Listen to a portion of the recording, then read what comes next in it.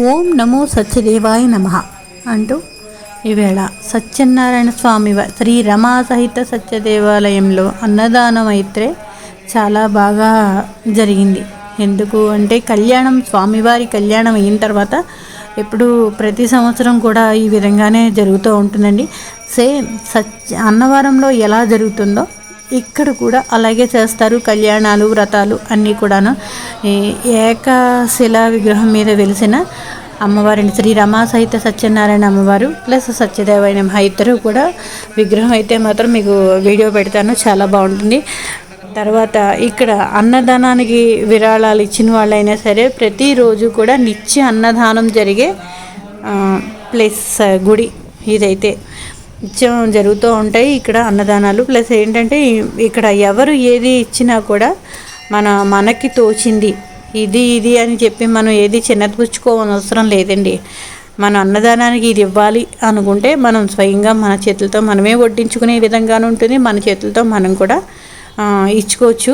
ఏదైనా సరే ఫోన్పే ద్వారా, గూగుల్ పే ద్వారా ఏదైనా సరే దేవస్థానాన్ని మనకి మాత్రం స్వయంగా మనం ఇచ్చేసుకునే విధంగా అయితే మాత్రం అన్ని అవకాశాలు ఉన్నాయి. ఇక్కడ ఈవేళ జరుగుతున్న సందర్భం ఏంటంటే అన్నదానం, మహా అన్నదానం జరిగిందండి. అన్నం పరబ్రహ్మ స్వరూపం అంటారు. అలా అరుస్తూనే అన్నం పాడేయద్దు అని చెప్తూ ఉంటారు. కానీ వండిన ఐటమ్స్ అన్నీ కూడా చాలా చాలా బాగున్నాయండి. అన్నవరం ప్రసాదం ప్లస్ పులిహోర, పూరి, తర్వాత బిర్యానీ చేశారు, దొండకాయ కూర ఒకటి, బంగాళదుంప కూర ఒకటి, ప్లస్ బఠానీ వంకాయ కూర ఒకటి, సాంబారు, వైట్ రైస్, పెరుగు, చాలా రకాలు చేశారండి. ఇంతమందికి నిజంగానూ చేతులెట్టి దండం పెట్టచ్చండి. అసలు ఎలా వండుతున్నారో ఇంత పెద్ద పెద్ద గుండెగలతోటి అనిపిస్తూ ఉంటుంది నాకు ఎంతమందిని చూసినంత. ఒక్కసారి అయితే మాత్రం మనకి ఇవి నిత్యం దొరకందండి. నిజంగా చెప్పాలంటేను ఇది కూడా వీడియో చెయ్యాలా అని అనుకుంటారు. నిజంగాను చూపించాలండి. ఇలాగా కష్టం అంటే ఏంటో చూపించాలి, ఇంతమంది ఎలా చేస్తున్నారు దేవుడికి అని అనిపిస్తూ ఉంటుంది. వండడం కష్టం, ఇలా వడ్డించడాలు, వార్చడాలు, అన్నం అదిను బిర్యానీ చూడండి ఇంత పెద్ద గిన్నెతో పెట్టారు. 4 కూర్చుని 5 కూర్చుంటారు గిన్నెలో, అంత పెద్ద గిన్నె అహంగాను. ఇది దేవస్థానం అయినా సంబంధించిన ఈ పూజ అయితే మాత్రం దేవుడిది బాగా జరిగింది. ఈవేళ నేను వెళ్ళాను. నా వంతుగా మేము చెప్పాను కదండి, ఎంతో కొంత సహాయం చెయ్యాలి, ఇది అది అని కాదండి. హైదరాబాద్ నుంచి మా మామయ్య అబ్బాయిలు కూడా సహాయం ఎంతో కొంత చేశారు, పంపించారు. ఈ విధంగా మా అమ్మాయి కూడా వైజాగ్ నుంచి, మా అమ్మాయి మల్లుడు సహాయం వాళ్ళు తోచింది, సహాయం చేసింది చెప్పకూడదు అంటారు. కానీ మనకి తోచింది మాత్రం మనం ఎంతో కొంత చేశాము అని మాత్రం నేను చెప్తున్నాను ఈవేళ. ఈ విధంగా నేనైతే మాత్రం చేసింది వీడియో అయితే మాత్రం నాకు పెట్టాలనిపించింది. ఇక్కడ అన్నదానం మహానైవేద్యం అయితే మాత్రం స్వామివారికి పెడుతున్నారండి.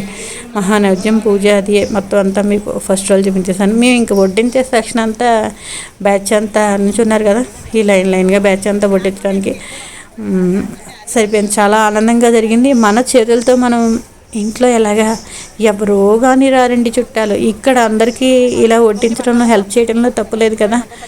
దీన్ని కూడా బద్దకించకూడదు అనిపిస్తూ ఉంటుంది నాకు. ఇది కూడా మనం ఎందుకు చేయాలి అన్న గుడికి వస్తే అలాంటి థాట్ అనేది రాకూడదండి.